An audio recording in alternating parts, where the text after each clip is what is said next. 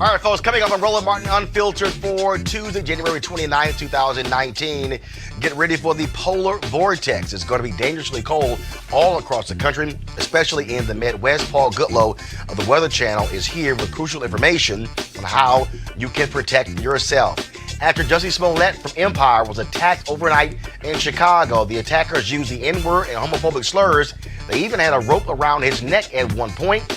He is out of the hospital and safe. We got the pictures and also details. 4 black prisoners in an Ohio prison were chained to a table and stabbed by a white inmate. It is shocking video, and they say that the security guard actually set it up, but no charges were filed against him. In Baltimore, the state's attorney says no more prosecutions for simple marijuana possessions, and she is going to try to revoke 5,000 or so cases where folks have already been convicted. Also, the issue of workers. What is happening in this country to the American worker? We'll talk with Saunders, president of the American Federation of State, County, and Municipal Employees, to talk about also the resurgence of unions in Trump's America. Senator Kamala Harris, of course, killed it last night in a town hall on CNN, but new statements and old ones continue to generate criticism against her. And also, we'll pay tribute to the great R&B singer James Ingram. He died today at the age of 66 because of brain cancer. We'll be talking with Jeffrey Osborne. Statements from Quincy Jones, hear from Johnny Gill, Regina Bell, and more as we give a proper tribute to James Ingram. It's time to bring the funk on Roland Martin Unfiltered. Let's go. Whatever the biz, he's on it. Whatever it is, he's got the scoop, the fact, the find. And when it breaks, he's right on time and it's rolling. Best believe he's knowing. Putting it down from sports to news to politics. With entertainment just for kicks, he's rolling. It's on go, y'all. It's Roland Martin, yeah. Rolling with Roland now. He's funky, he's fresh, he's real, the best, you know he's Roland Martin now.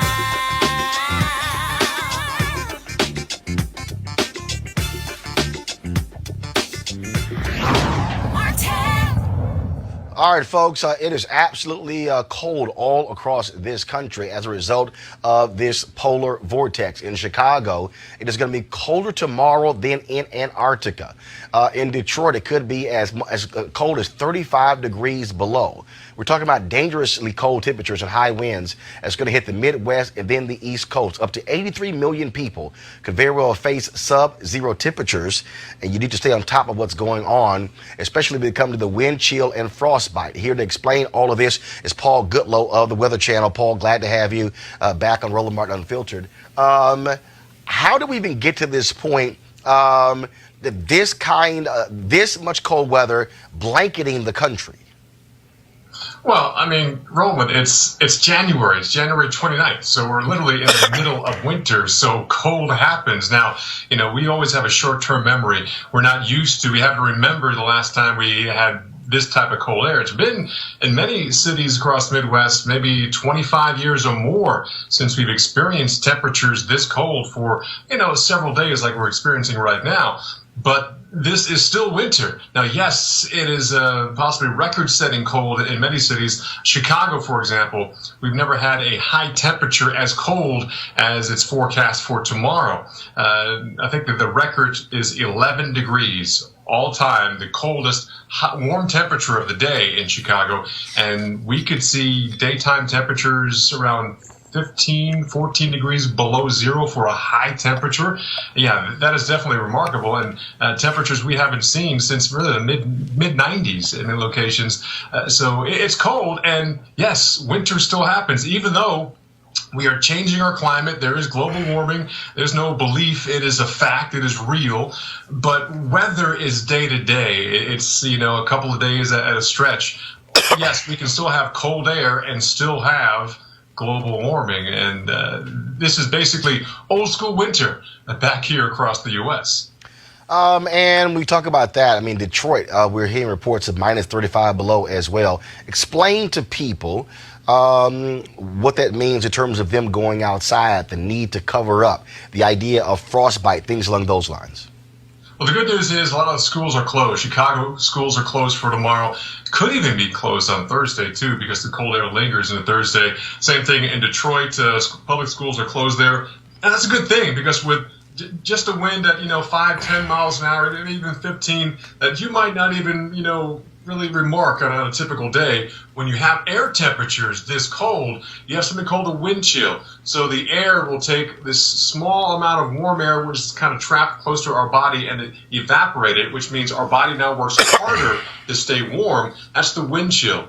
And wind chills, when you have air temperatures in the single digits below zero or the teens below zero, with a light wind like that, it can make your body feel like it's out in minus 40, minus 50, even minus 60 degree wind chills. We've already had those today across parts of Minnesota, North Dakota, South Dakota, even in Wisconsin. So we've already had these very mind-numbing, even deadly wind chills out there, and it can give you frostbite in the matter of maybe 5 to 10 minutes if you don't have covering on your skin, or you minimize your impact. You don't minimize your impact with the elements, with the wind.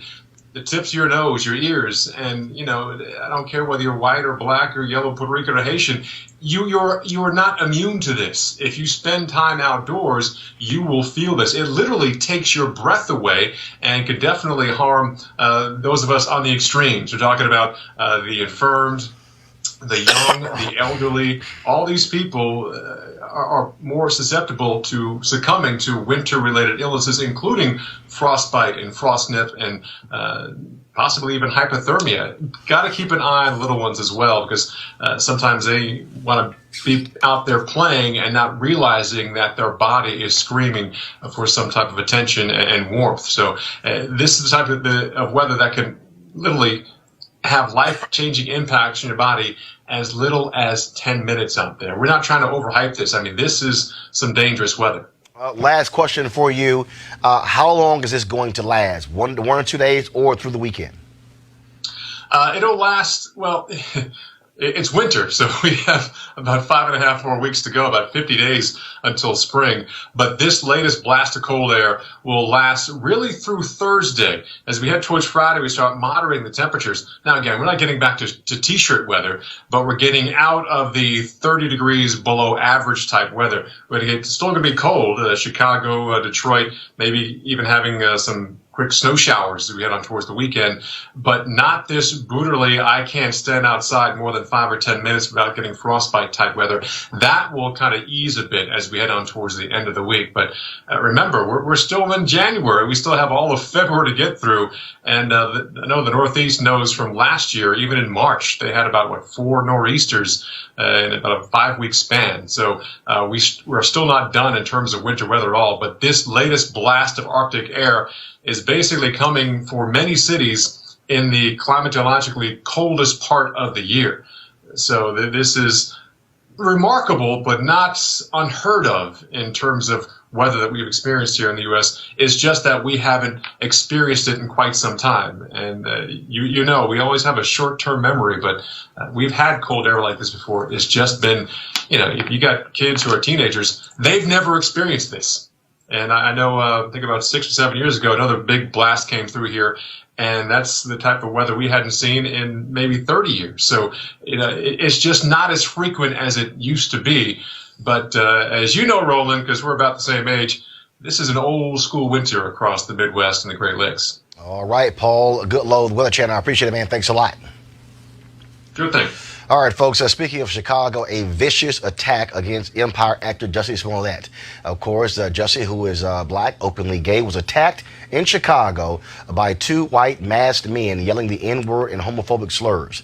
According to the Chicago police, they poured an unknown substance on Smollett. The police also say that at one point, the attackers placed a rope around his neck. Now, Smollett told CNN's Don Lemon that he was shaken and angry and fought back. He took himself to the hospital and was treated and released. This is a photo here of Jussie's face. Now, many folks have been commenting all on social media as a result of the news of this attack. Lee Daniels, the creator of Empire, put out this video. It's taken me a minute to come to social media about this because, Jussie, you are my son. You didn't deserve, nor anybody deserves, to have a noose put around your neck. to have bleach thrown on you, to be called die, faggot, nigga, or whatever they said to you. You are better than that. We are better than that. America is better than that. It starts at home. It starts at home, yo. We have to love each other, regardless of what sexual orientation we are. Because it shows that we are united on a united front. And no racist fuck can come in and do the things that they did to you. Hold your head up, Jussie. I'm with you. I'll be there in a minute. It's just another fucking day in America. The studio behind Empire 20th Century Fox issued this statement, quote, "We are deeply saddened and outraged to learn that a member of our Empire family, Jussie Smollet, was viciously attacked last night. We send our love to Jussie, who is resilient and strong, and we will work with law enforcement to bring these perpetrators to justice. The entire studio, network, and production stands united in the face of any despicable act of violence and hate, and especially against one of our own." And so that was a statement there. Again, I reached out to Jussie about 2 hours ago. I have not heard back from him. I sent him a text to see how he was. As I said, he is actually out of the hospital, and so we certainly want to send our prayers to Jussie after this attack. All right, folks, let's talk about what's happening in Baltimore, where the state's attorney in Baltimore has decided to stop prosecuting cases of simple marijuana possession. Also, she will vacate the convictions of 5,000 people on the same charge. Joining us right now is State's Attorney Marilyn Mosby. Marilyn, how you doing? I'm doing well. How are you, Roland? I'm doing great. I mean, obviously, this is huge news. Why did you decide to make this decision now? Well, for several reasons. First and foremost, there's absolutely no public safety value to the prosecution of marijuana, which has been legalized in half the states across the country. It's disproportionately impacted communities of color.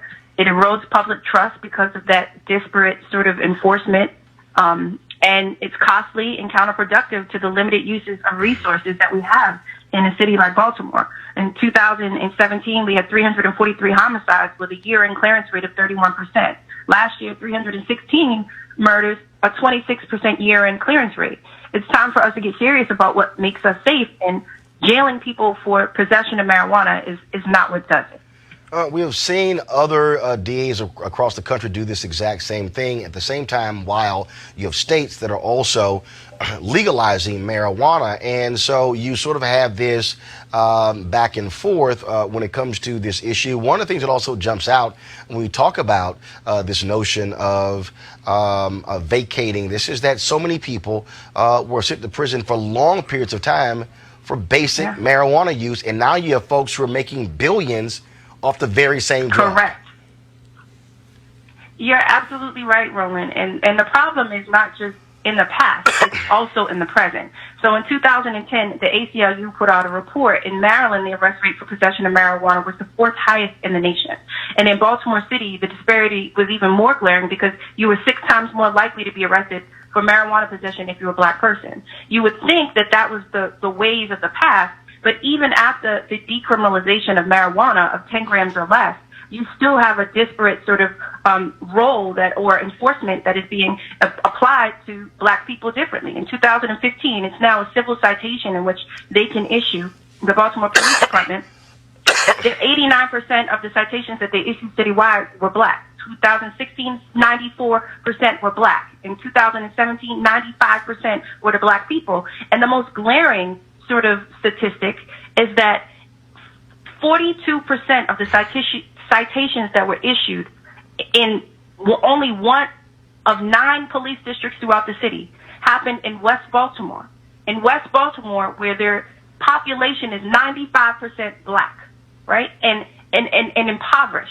So what that says to me is that you're targeting and enforcing these laws disparately, even though the research has indicated that the use of marijuana among white and black people is the same, but you're targeting black, poor people in West Baltimore. And what do you hope other DAs will do law and order folks will do when it comes to this whole issue of marijuana prosecutions.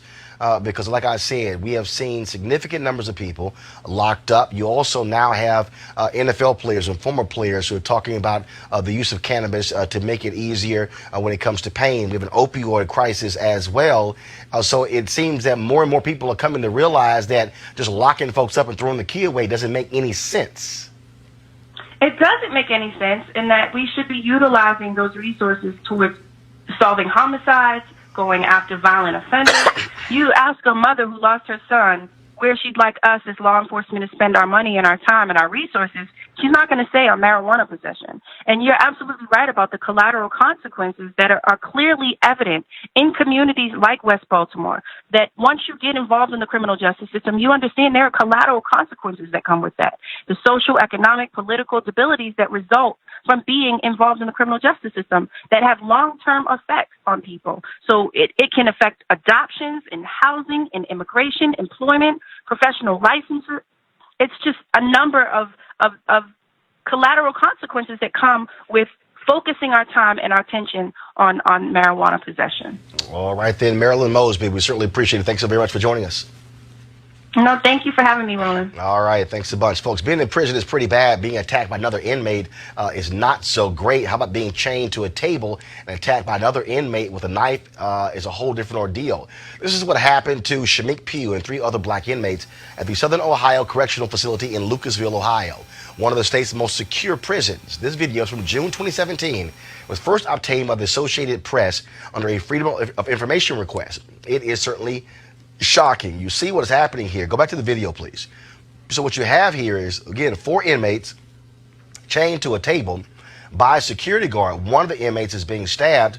That particular, of course, and the officer who did this was not prosecuted as a result of this decision. And so that makes no sense whatsoever. That this case, though, continues to be investigated now that that video has been released. All right, folks, going to a break right now. When we come back, we'll talk with Lee Saunders, talking about the resurgence of unions in America in the age of Trump. Next on Roland Martin Unfiltered.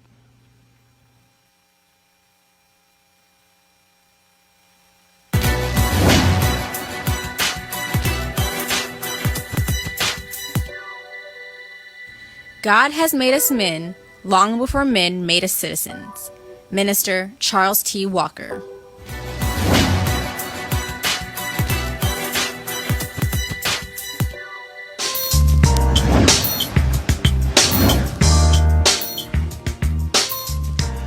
All right, folks, today's HBCU Giving Day. Our university of the day is Gaston State Community College, located in Gaston, Alabama. Founded in 1925. Of course, if you want to support Gaston, go to gastonstate.edu. That's GADSDEN state.edu to support Gaston State. And, of course, we want you to also support your choice, any particular HBCU that you are, where you're located in your city, in your state, because we know they are critically important. Also, guys, want to give an update here on Bennett College. Of course, they have until Friday to raise about $5 million in order to meet as relates to their accreditation. They had to raise that amount of money. And so earlier I saw a tweet I'm going to pull up in a second where the Bennett folks said that they are about 38% away from their goal. So about 62% of the money has been raised thus far. And so one of the things, if you want to text to give, and so here he is, we're going to go to my iPad, Henry. So you see the address here where you can actually give. You can text to give by texting BELLS, BELLES, to 444-999, 444-999. That's text BELLS, BELLES. And you can also use Cash App, and so it's the $ stand with Bennett. $ stand with Bennett.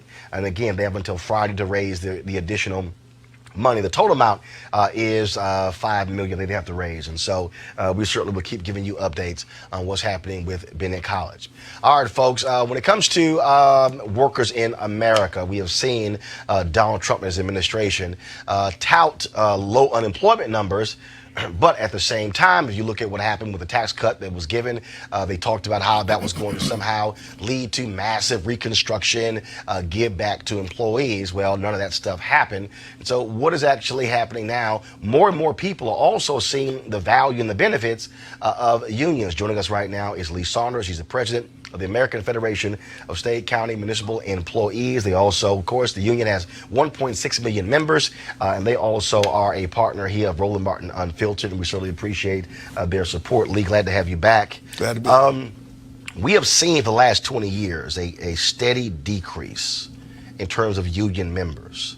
Now, all of a sudden, last 2 years of Donald Trump, people are going, wait a minute, the purpose of unions when it comes to collective bargaining makes sense. On the media side, a number of digital sites began to align themselves with various unions when it came to negotiating. BuzzFeed just laid off 15% of their workforce, and for the longest, their company has said, "Hey, we don't need that." Now employers are saying, "No, maybe we need collective bargaining." What happened here, where Americans stop demonizing unions and begin to realize their value? I think that you're seeing a new activism among all workers, whether they're in unions or not in unions. The most recent Gallup poll showed that 62% of the American public believes that unions play a vital role in today's society, that you need that checks and balances against the corporations and those who have a lot of money, have a lot of power, have a lot of wealth, and trying to gain more power and wealth at the expense of working people. So working people are coming together and saying enough is enough. And they're organizing more. We are growing as far as the union is concerned. Since 2016, we've gained 22,000 new members under the vicious attacks that have taken place over the past number of years. The same thing is happening with other unions across the country. And you see the mobilization efforts, the strikes that are taking place, voices being heard saying enough is enough. The educator strikes in the reddest of states, where teachers are going on strike, not just for better wages and benefits, but for the common good, to support public education, to support smaller size classrooms, to include children in their demands. And you see all of this activity occurring, and there is a sense that people are saying enough is enough, and we're willing to make our voices heard. You talk about those strikes, and now you have some state legislators who literally want to outlaw teachers from striking. Well, in many of those red states where they did strike, there's a law that says that they can't strike, but that's not going to stop folks when they want to take collective action and understand that they've got to stand up for their rights, that they've got to stand up for their students, that we've got to stand up for public services, we've got to stand up for workers' rights. And you see that momentum carrying state by state by state, and I believe it's going to continue. When you talk about attacks on unions, I mean, we can really go back to early 1980s. Ronald Reagan as president, fires of air traffic controllers. Even though he got the endorsement of the Teamsters Union, you still had, what happened was the word union became a negative, became portrayed as being evil, as being bad. Do you also believe that unions had to, as they've been battling this for the last 30 years, had to learn a different way of communicating their value and purpose? Because in essence, they were being defined by their critics. We essentially had to get back to basics, and we let those critics define us, and that was a mistake. And we've learned from that.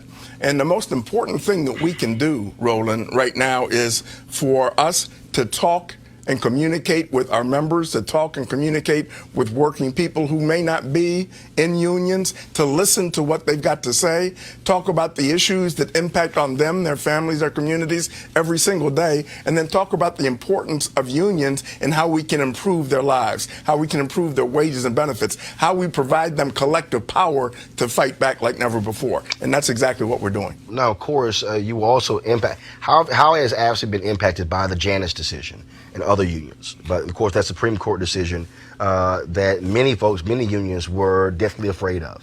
Well, a lot of folks had thought that with the passage of Janus and it becoming the law of the land, that would be the death knell for public sector workers, because essentially what it does is it makes in the public sector, every state is right to work, right to work. It had just the opposite effect. We are thriving. We are growing. People are saying that this is unfair, that nobody can take our union away from us. So we're organizing like never before. Other unions are organizing like never before. And people understand that their power is being taken away from them, and that is not acceptable. You mentioned the fact that legislators and politicians many times wouldn't even use the word union. Well, unions have benefited workers all across this country, and now politicians are talking about unions, the importance of the trade union movement, the checks and balances that exist, and we've just got to continue to promote those folks doing those kinds of things. When we talk about, I had, of course, Bill Spriggs on, economist with AFL-CIO, Howard University, economics professor, and he talked about historically the importance of unions for African Americans. You got folks out there who are young, who are watching us right now on YouTube, Facebook, and Periscope.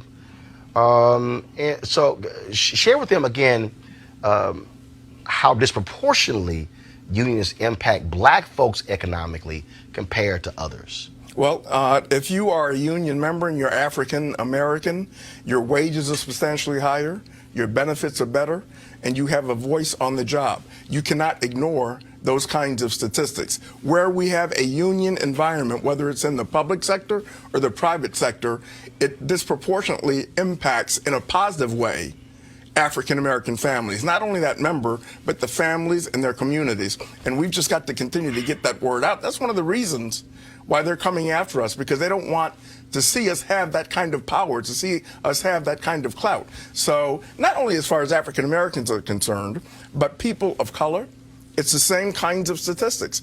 And so what we've got to do is continue to promote the importance of the union movement, what collective action can do to benefit working families, to benefit workers, to benefit their communities. And that's why you see this surge of momentum saying, enough is enough.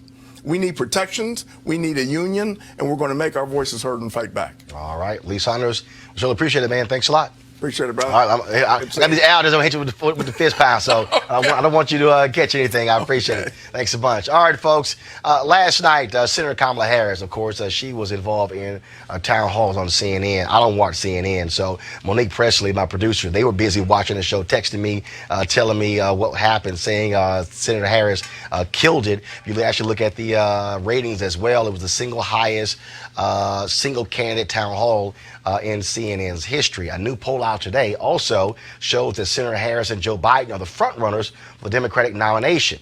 Now again, professional tip here, pay no attention to these polls this far out. Way too early.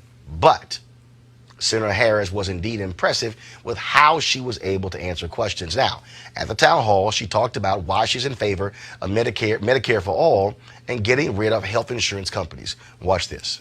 And what we know is that to live in a civil society, to be true to the ideals and the spirit of who we say we are as a country, we have to appreciate and understand that access to health care it should not be thought of as a privilege. It should be understood to be a right. It should be understood to be something that all people should be entitled to so that they can live a productive life, so they can have dignity. And having a system that makes a difference in terms of who receives what based on your income is unconscionable, it is cruel, and in many situations that I have witnessed, inhumane. All right, folks, and so there still are lots of questions for Senator Harris with regards to her record when it comes to criminal justice, and those questions, of course, will be asked in the future. Now, here's what's interesting. Calls for Medicare for all from Senator Harris. Senator Elizabeth Warren called for a wealth tax on people with net worth of over $50 million, and Congresswoman Alexandria Ocasio-Cortez's call for a 70% tax on the very rich. They've spooked the billionaires. One of them is Starbucks founder Howard Schultz. Now, he is making noise about running for president as an independent, and he was asked about Medicare for all on CBS this morning. Well, you just played Senator Harris as saying she wants to abolish the insurance industry. That's not correct. That's not American. What's next? What industry are we going to abolish next?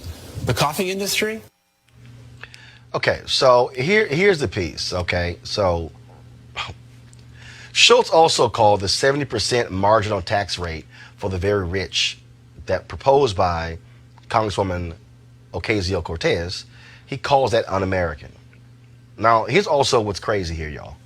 So Howard Schultz, who's actually a Democrat, the reason he said he is considering running as an independent is because of Congressman Ocasio-Cortez's 70% tax rate, marginal tax rate.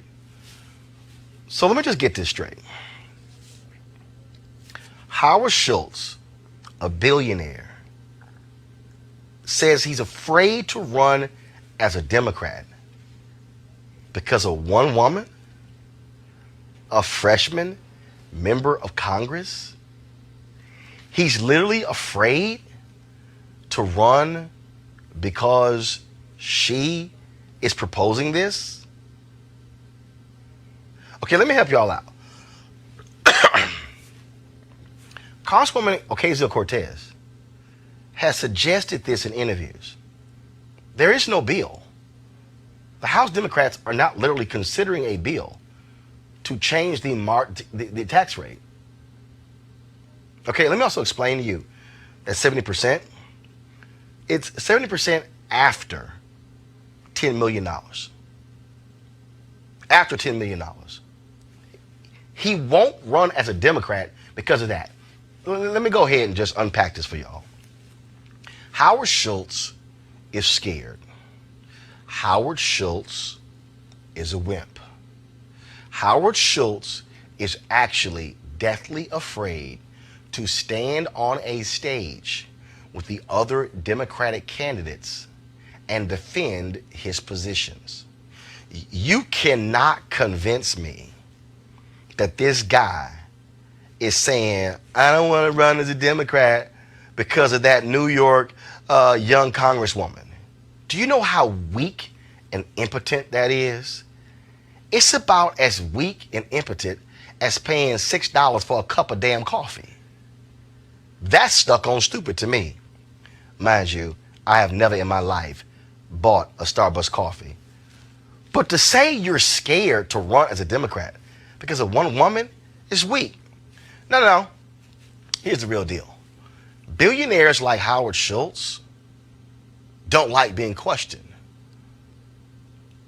I'll go ahead and put it right now. I know he's hired Steve Smith, who of course ran John McCain's campaign in 2008. I know he's hired Bill Burton, who worked on Obama's campaign in 2008 and 2012, but who's also a joke. Howard Schultz is not going to run as an independent. This is a vanity deal. This is the guy who has a book out right now who wants to sell some copies of a book. But if you actually want to run for president, have the guts to stand on a stage with the other candidates. Have the guts to travel around the country and go ask voters for their vote and travel and have these various discussions. But don't sit here and try to fool us and act as if you somehow are just so offended, so scared, just so, oh my goodness, how dare she make this proposal to tax us? Dude, you're a billionaire. A billionaire. And you don't like being questioned. That's the real deal right there. So if y'all want to sit here and listen to Howard Schultz, that's fine. If y'all want to take him seriously, that's fine. And he's doing interviews all over the place, The View and CBS, and he's going to be on Morning Joe tomorrow, all these places. But Howard Schultz, really? Really? You're scared of one congresswoman from the Bronx? Dude, that's weak. And that's sorry. It really is. All right, folks, going to a break right now. We come back and we're going to actually I'm going to talk about Kamala Harris. Last night we told you everyone running for president was going to be looked at very carefully, and already the Young Turks are reporting that Howard Schultz gave less than 1% of his fortune to charity. Boy, such a big giver. Now, Senator Kamala Harris is also being called out on her actions as San Francisco District Attorney, and critics are pointing to this clip from January of 2009. I would not be standing here were it not for the education I received. And I know many of us will say the same thing. And I believe a child going without an education is tantamount to a crime. So I decided I was going to start prosecuting parents for truancy. Well, this was a little controversial in San Francisco. And frankly, my staff went bananas. They were very concerned because we didn't know at the time whether I was going to have an opponent in my re-election race. But I said, look, I'm done. This is a serious issue, and I've got a little political capital, and I'm going to spend some of it. And this is what we did. We recognized that in that initiative, as a prosecutor and law enforcement, I have a huge stick. The school district has got a carrot. Let's work in tandem around our collective objective and goal, which is to get those kids in school. So, to that end, on my letterhead, now let me tell you something about my letterhead. When you're the DA of a major city in this country, usually the job comes with a badge. And there is often an artistic rendering of said badge on your stationery. So I sent a letter out on my letterhead to every parent in the school district, outlining the connection that was statistically proven between elementary school truancy, high school dropouts, who will become a victim of crime, and who will become a perpetrator of crime. We sent it out to everyone. A friend of mine actually called me and he said, Kamala, my wife got the letter. She freaked out. She brought all the kids into the living room, held up the letter, said, if you don't go to school, Kamala's going to put you and me in jail. Yes, we achieved intended effect. So one of the issues that we'll, of course, be talking about is the idea of using a prosecutor using the threat of jail to deal with truancy. Is that the proper thing to do in this country? And so, again, that's just one of the issues that we'll be talking about as we continue to cover the campaign of Senator Kamala Harris and the other Democrats who are running for president in 2020. All right, folks, got to go to a break right now. When we come back, we're going to pay tribute to one of the legends of R&B music, James Ingram, who passed away today at the age of 66 from brain cancer. We'll be back on Roland Martin Unfiltered in just a moment. Hey everybody, this is Sherry Shepherd. You're watching Roland Martin Unfiltered, and while he's doing Unfiltered, I'm practicing the wobble. Yes, I am. Because Roland Martin's the one, he will do it backwards, he will do it on the side. He messes everybody up when he gets into the wobble, because he doesn't know how to do it, so he does it backwards. And it just messes me up every single time. So, I'm working on it. I got it. You got Roland Martin. Hi, my name is Latoya Luckett, and you're watching Roland Martin Unfiltered. What's going on, everybody? It's your boy Mac Wilds, and you are watching Roland Martin Unfiltered. What's up, y'all? It's Ryan Destiny, and you're watching Roland Martin Unfiltered. What up, Lana Well, and you are watching Roland Martin Unfiltered. Got Roland Martin Unfiltered, youtube.com/Roland S. Martin. And subscribe to our YouTube channel. There's only one daily digital show out here that keeps it black and keep it real. It's Roland Martin Unfiltered. See that name right there? Roland Martin Unfiltered. Like, share, and subscribe to our YouTube channel. That's youtube.com/Roland S. Martin. And don't forget to turn on your notifications so when we go live, you'll know it. All right, folks, welcome back. This afternoon, many of us were shocked and saddened to hear about the death of James Ingram, the R&B legend who was 66 years old. Henry, go to my iPad. This was a tweet that was sent out at 2:23 p.m. Eastern by Debbie Allen that said, I have lost my dearest friend and creative partner, James Ingram, to the Celestial Choir. He will always be cherished, loved, and remembered for his genius, his love of family, and his humanity. I am blessed to have been so close. We will forever speak his name. And then once this was posted, folks began to, of course, comment on it. And then, of course, we saw the story. Initially, there was no cause of death given. And then later, we saw the story that said that James Ingram passed away as a result of brain cancer. Now, many folks, of course, have been tributes have been pouring in for the legendary singer Quincy Jones. We called Quincy, and Quincy wasn't doing any particular interviews, but Quincy did release this statement. He said, "Quote: There are no words to convey how much my heart aches with the news of the passing of my baby brother James Ingram. With that soulful, whiskey-sounding voice, James Ingram was simply magical.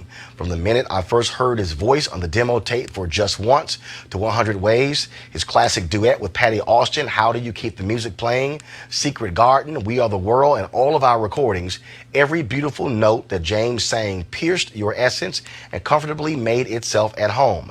But it was really no surprise because James was a beautiful human being with a heart the size of the moon. James Ingram was and always will be beyond compare. Rest in peace, baby brother.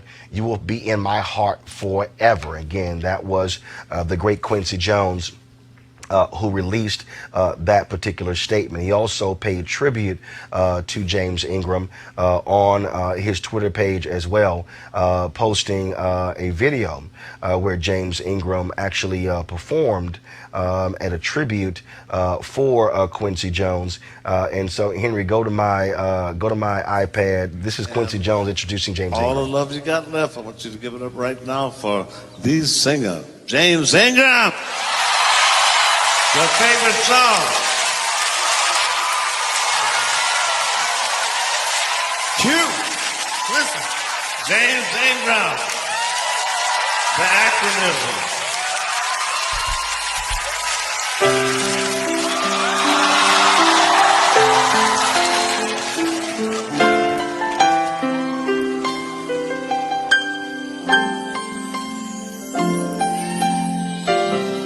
I did my best, but I guess my best. All right, folks, joining us on the phone right now is the incomparable Jeffrey Osborne.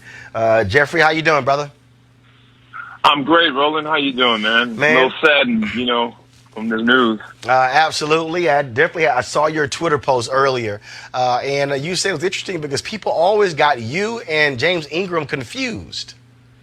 Yeah, it was rather funny, actually. Me and James did a lot of work together, going way back to, the 80s. We did some shows in Vegas together for a while, and it's funny. We'd be standing together, and people would come up and still get us mixed up. People would come up to me and say they love my song Just Once, and they'd come up to James and say, I love your song On the Wings of Love. And we'd stand there looking at each other, laughing. And James would always play it off. James would always just go with it. They'd say, "Yeah, James, I love you On the Wings of Love." He'd say, "Yeah, that was a good song, wasn't it?" So we had so much fun, man. I loved him, and I'm dearly going to miss him. Wow. Well, one of the things that is also interesting, and this actually happened, Jeffrey. So I'm at Essence Music Festival. I'm at a restaurant in New Orleans. And a woman sitting at the table next to me, and she introduces herself, and she tells me she's James Ingram's daughter. And she said, "Oh, my God, my dad really enjoys your work." And I said, "Well, I appreciate that." And then what's so funny is I said, "But I need you to tell me, how is it that your dad never, ever got the woman?" I said, "I swear, I listen to more of your dad's music." I said, "And I always got sad because he never, ever seemed to get the woman in the end."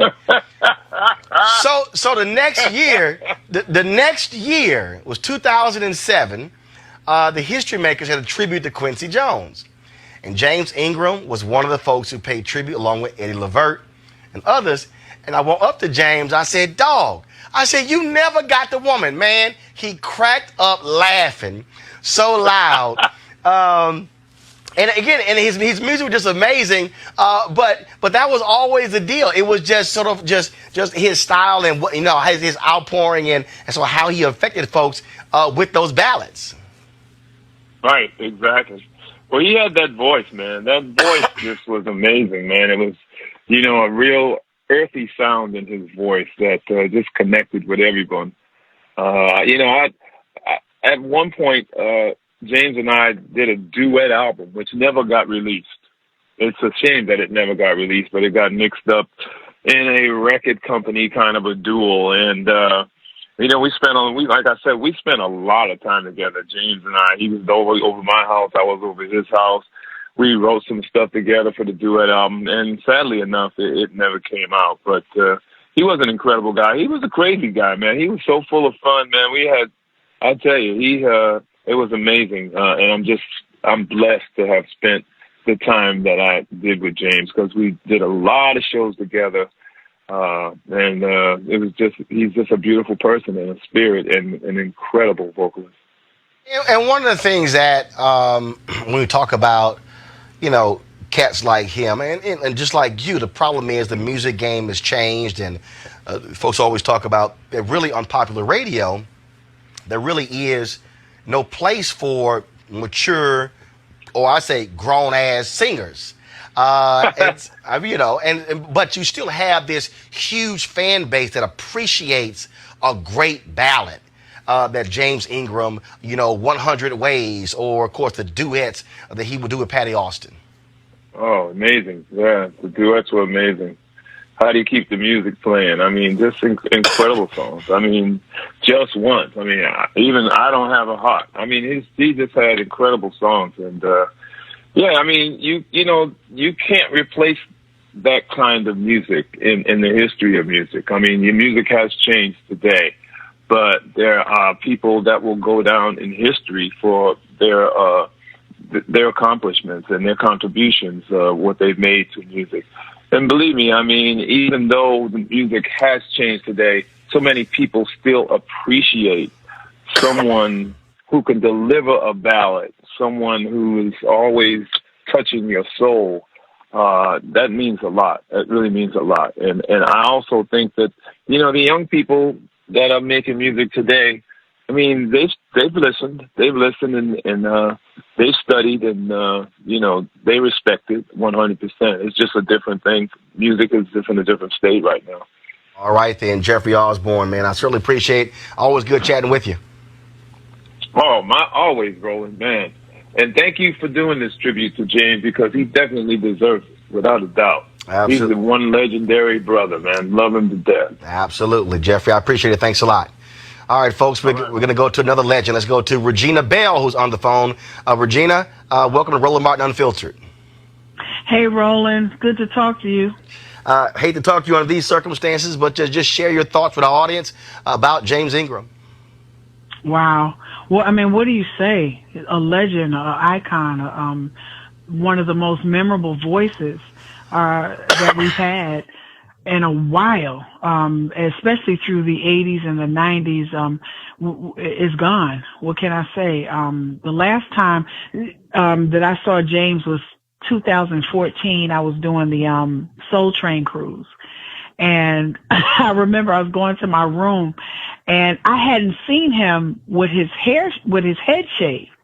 And so I didn't know who he was. I didn't place who he was right away. And he went off on me. Like, I know you're not trying to not know who I am. I was like, James? And he's like, yeah. He's like, girl, don't play with me. He started coming towards me like he was going to shake me. But I mean, he was that kind of brother. He wasn't just a great artist. He was just a great person, and always had great words of wisdom. I remember me and my brother would have issues. In fact, I met him through my brother, Bernard Bell, who had an opportunity to work with him. And when I couldn't see eye to eye with my brother on certain things concerning music, I called James, and James would get him straight. So, I mean, a friend, somebody who just gave us some of the greatest love songs ever.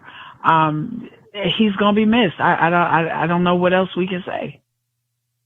Things that, his voice obviously was distinct. And when you think about, again, James Ingram, you don't think of fast songs. I mean, you really think about these really slow, emotional, heart-wrenching songs that touch you at your core.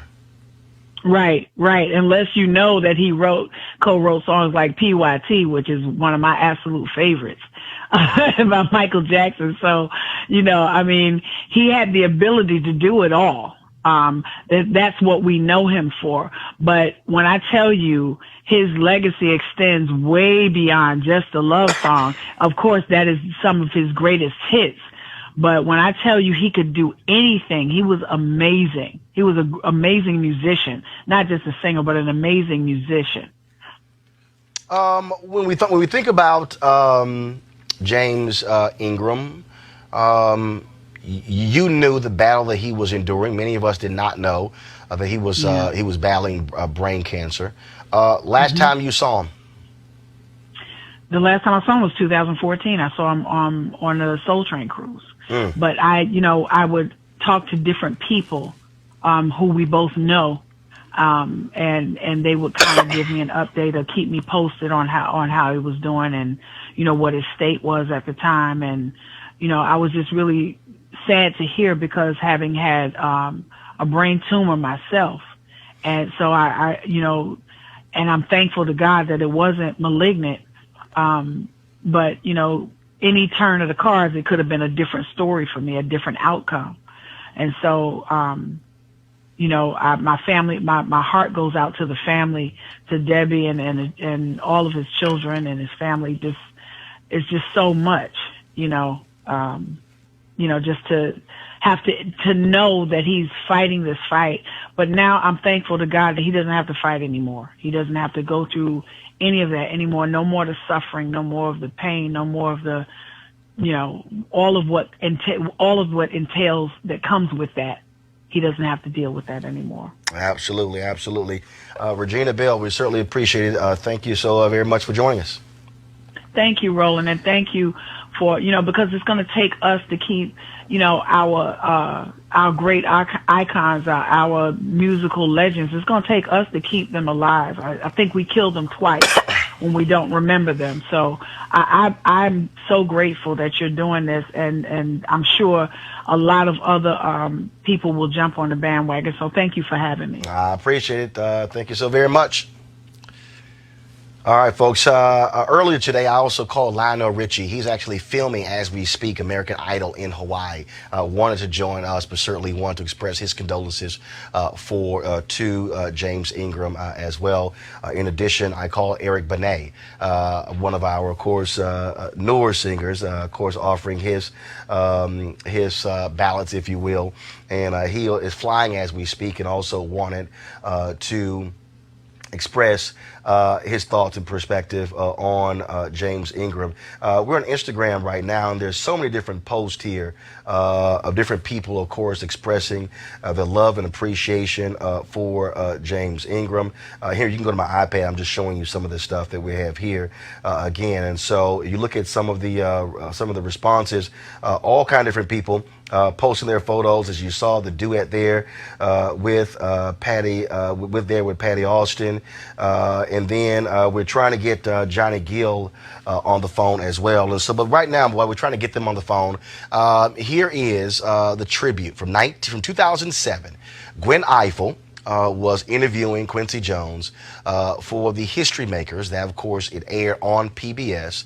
I was there at that particular event. It was an amazing, amazing night. And here is James Ingram paying a tribute to his longtime friend, the great Quincy Jones. This song started my career with Quincy Jones.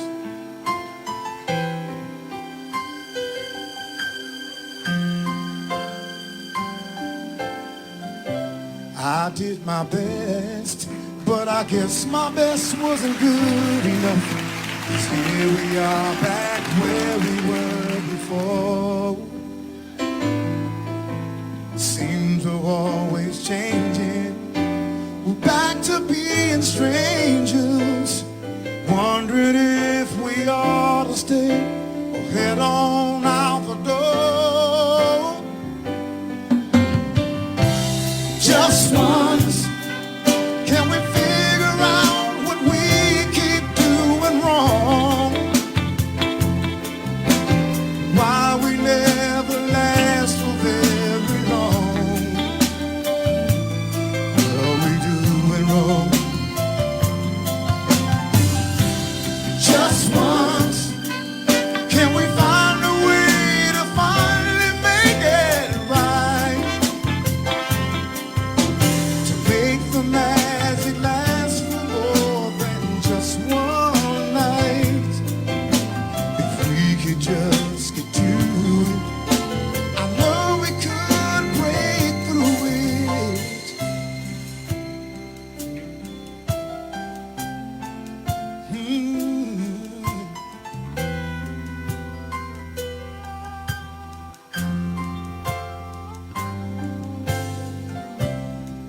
gave my all, but I think my all may have been too much.